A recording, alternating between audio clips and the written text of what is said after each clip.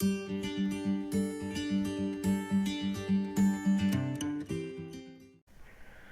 Everyone, life line academy में आपका स्वागत है। आज दिनांक 17 जून 2020 के करंट अफेयर्स की बात करें तो इसमें फर्स्ट पॉइंट हमने लिया है SIPRI शिप्री ईयरबुक, भारत और चीन के परमाणु हथियार में वृद्धि हुआ है। इस शिप्री की ईयरबुक का रिपोर्ट है कि जो भारत है और चाइना है उसके परमाणु हथियार में क्या हुई है, वृद्धि हुई है। इस बीच जो भारत और चाइना बॉर्डर के बीच में जो भारत और पाकिस्तान चाइना के बीच में तनाव चल रहा है उसको देखते हुए ये रिपोर्ट बहुत ही महत्वपूर्ण है। तो आइए देखते हैं इसमें क्या है। 15 जून 2020 को Swedish think tank SIPRI yearbook 2020 launch किया। इसके अनुसार भारत और चीन ने 2019 की तुलना में अपने परमाणु शस्त्रागार में वृद्धि की है। मतलब 2019 में भारत और चाइना के पास जितना शस्त्र था, जितने अस्त्र शस्त्र थे, 2020 में 2019 की तुलना में कहीं ज़्यादा हो गए, मतलब 2020 तक बढ़ गए हैं। मुख्य बिंदु क्या है? थिंक टैंक के अनुसार चीन अपने परमाणु शस्त्रागार का आधुनिकीकरण कर रहा है, उसे मॉडर्न बना रहा है। भारत की तुलना में चीन और पाकिस्तान में अधिक परमाणु वारहेड हैं। क्योंकि जो भारत है उतना ज़्यादा केयर नहीं करता, इसलिए भारत के पास कम है, लेकिन पाकिस्तान और चाइना के पास बहुत ही ज़्यादा है। और थिंक टैंक के अनुसार और देखिए क्या जानकारी मिली है। भारत के पास 150 परमाणु वारहेड हैं, 150 हैं, लेकिन वहीं चाइना के पास कितने हैं? 290, जबकि पाकिस्तान के पास 150 से 160। पाकिस्तान के पास ही ज़्यादा हैं और चाइना के पास तो काफ़ी ज़्यादा मात्रा में है, 290 हैं। अब भारत के बारे में क्या कहा है उसने? इस रिपोर्ट में कहा गया है कि भारत अपने परमाणु हथियार स्टॉक और परमाणु बुनियादी ढांचे का विस्तार कर रहा है, धीरे धीरे उसे एलेबोरेट कर रहा है। विमान भारत की परमाणु स्ट्राइक क्षमता का सबसे परिपक्व घटक है, जो विमान के द्वारा परमाणु को ले जाकर के कहीं गिरा देना। भारत ने अपने विमानों को 48 परमाणु बम सौंपे हैं। भारत अपने परमाणु परीक्षण का नौसेना घटक भी विकसित कर रहा है। जो नौसेना है उसमें भी धीरे धीरे परमाणु को ले जा रहे हैं, परमाणु हथियारों को। फिर चाइना के बारे में क्या कहा है? चीन के बारे में थिंक टैंक का कहना है कि चीन पहली बार परमाणु त्रिकोण परीक्षण कर रहा है।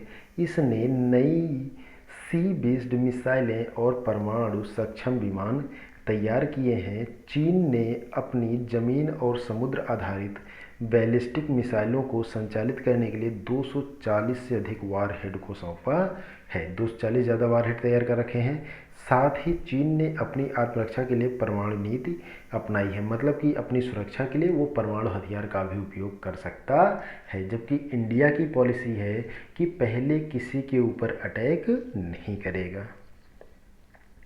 फिर देखिए अगला पॉइंट, और इसमें क्या है? शिप्री की खोज में क्या आया है? शिप्री के अनुसार दुनिया के 9 प्रमुख परमाणु सशस्त्र युक्त देशों में अमेरिका, ब्रिटेन, रूस, फ्रांस, भारत, पाकिस्तान, चीन, उत्तर कोरिया और इजराइल हैं। 2020 की शुरुआत में इन देशों के पास 13,400 परमाणु हथियार थे।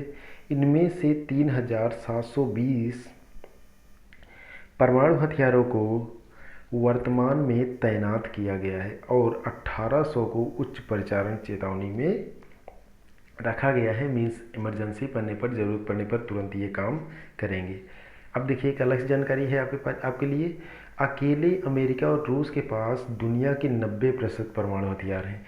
मतलब रसिया और अमेरिका के पास ही पूरे विश्व के 90% परमाणु हथियार केवल इन्हीं दोनों देशों के पास उपस्थित हैं। अगला पॉइंट है रूस भारत चीन त्रिपक्षीय सम्मेलन। इसमें देखते हैं क्या है। भारत के विदेश मंत्री श्री एस जयशंकर 22 जून 2020 को अपनी रूसी और चीनी समकक्षों के साथ एक संयुक्त आभासी सम्मेलन आयोजित करेंगे। जो भारत के विदेश मंत्री हैं श्री एस जयशंकर जी, ये 22 जून को आयोजित करने वाले हैं। अब अपने साथ मतलब कि अपने समकक्ष मतलब विदेश मंत्रियों को, किसके? रूस के और चाइना के। अब इसके मुख्य बिंदु क्या होने वाले हैं ये समझिए। इस दौरान एस जयशंकर सीमा पर भारतीय और चीनी सेनाओं के बीच हालिया गतिरोध पर चर्चा कर सकते हैं, क्योंकि जो गतिरोध बना हुआ है उस पर ये विचार कर सकते हैं। यह बैठक रूस की पहल के साथ बुलाई जा रही है। रूस ने इसको पहल किया था, रूस चाह रहा था कि ये बैठक हो। तो इस समय काफ़ी महत्वपूर्ण ये बैठक है, क्योंकि इंडिया और चाइना के बॉर्डर पर काफ़ी ज़्यादा इस समय स्ट्रेस, तनाव बरकरार है। इसमें देश क्षेत्रीय मुद्दों पर भी चर्चा करेंगे और क्षेत्रीय स्थिरता पर अपने विचारों को सिंक्रोनाइज करेंगे कि क्षेत्र में स्थिरता कैसे लाई जाए, आपस में मतभेद जिससे कि ना उत्पन्न हो। नेक्स्ट पॉइंट की बात किया जाए तो भारत का पहला गैस ट्रेडिंग प्लेटफॉर्म लॉन्च किया गया। इसमें देखते हैं क्या है। 15 जून 2020 को इंडियन एनर्जी एक्सचेंज ने पहला गैस ट्रेडिंग प्लेटफॉर्म लॉन्च किया।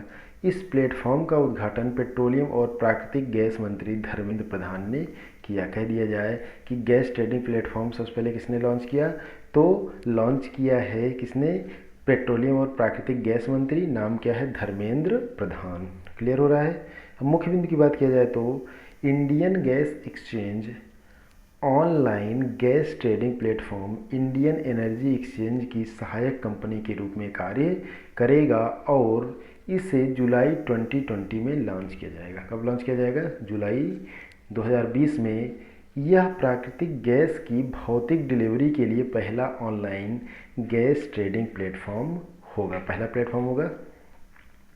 इस प्लेटफॉर्म में प्राकृतिक गैस का व्यापार रुपए में किया जाएगा। न्यूनतम आवंटन का आकार 100 मिलियन ब्रिटिश थर्मल यूनिट है, इसका क्राइटेरिया बनाया गया है। नेक्स्ट पॉइंट की बात किया जाए तो कैप्टन अर्जुन रेलवे सुरक्षा बल द्वारा लॉन्च किया गया रोबोट तैयार किया गया है, नाम क्या है, कैप्टन अर्जुन। आइए इसके बारे में जानकारी लेते हैं। रेलवे सुरक्षा बल ने हाल ही में कैप्टन अर्जुन नामक एक रोबोट लॉन्च किया है। रोबोट का नाम क्या है, कैप्टन अर्जुन। अर्जुन का फुल फॉर्म देखिए, always be responsible and just use to be nice.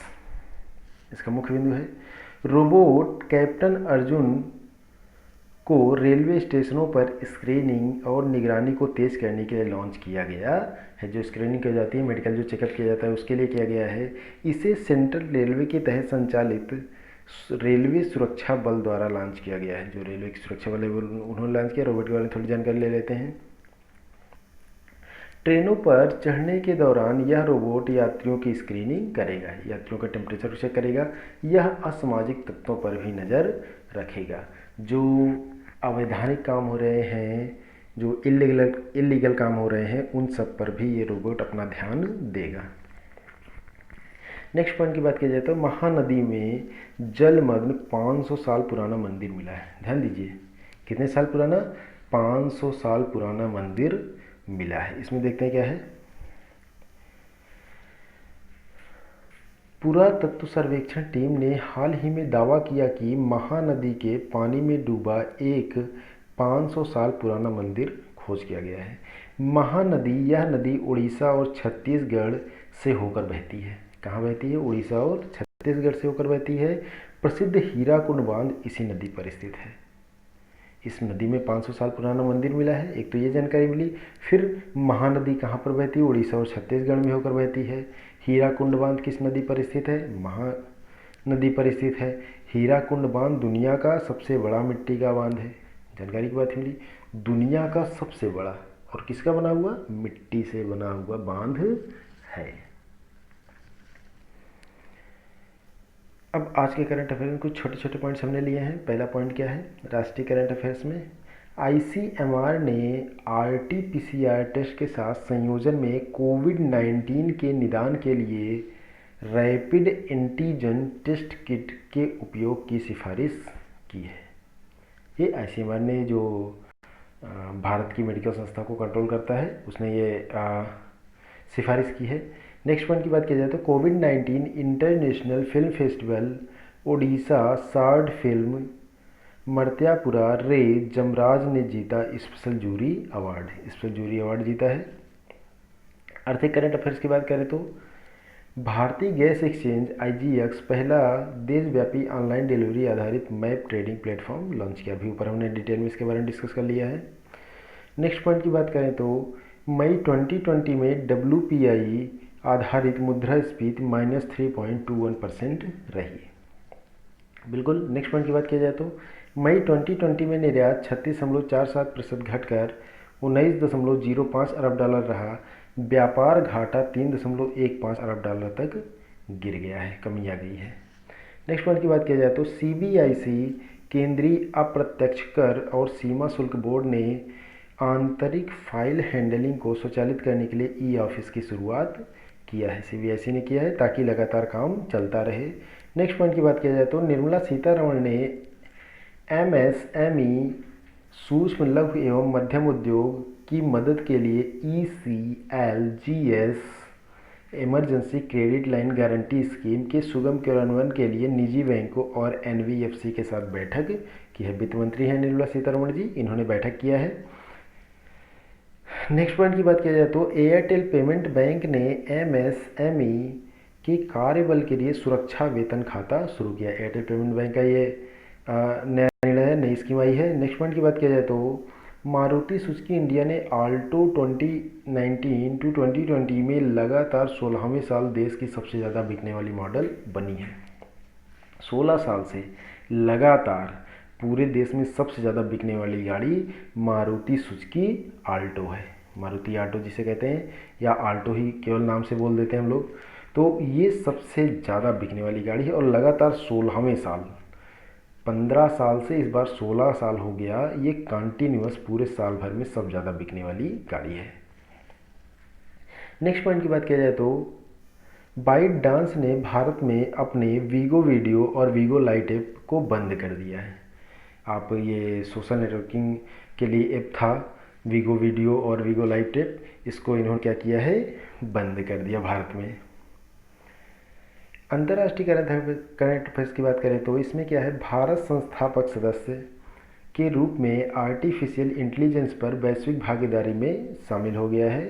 Next point की बात करें तो ब्रिटेन में नस्लीय समानता के लिए एक आयोग की स्थापना की जाएगी। अक्सर फॉरेन में आप सुनते रहते हैं नस्लीय टिप्पणियाँ होती हैं। अभी जो कुछ दिन पहले अमेरिका में दंगे हुए थे पूरा देश स्तर पर, वो भी नस्लीय समस्या थी, तो उसी के निदान के लिए ब्रिटेन में ये आयोग की स्थापना की जाएगी। नेक्स्ट पॉइंट, भारत और चीन ने पिछले एक साल में परमाणु भंडार में विस्तार किया है। ये सिप्री की रिपोर्ट है, सिप्री का फुल फॉर्म भी यहाँ पर दिया हुआ है, ध्यान दीजिए। Stockholm International Peace Research Institute, ऊपर हमने डिटेल में इसके बारे में अध्ययन कर लिया है।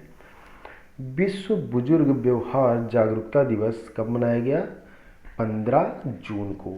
इसका मतलब अगर क्वेश्चन पूछ लिया जाए विश्व बुजुर्ग दुर्व्यवहार जागरूकता दिवस कब मनाया जाता है, तो 15 जून को मनाया जाता है। खेलकूद करंट अफेयर्स की बात करें तो अजरबैजान के मामेदिरो साखरियर ने शाहजहां वर्ल्ड स्टार्स का ऑनलाइन शतरंज टूर्नामेंट जीत लिया है और भारत के पी हरिकृष्णा दूसरे स्थान पर इस टूर्नामेंट में रहे हैं। अगर आपको वीडियो पसंद आया हो तो चैनल को सब्सक्राइब कर बेल आइकन की बटन दबाएं।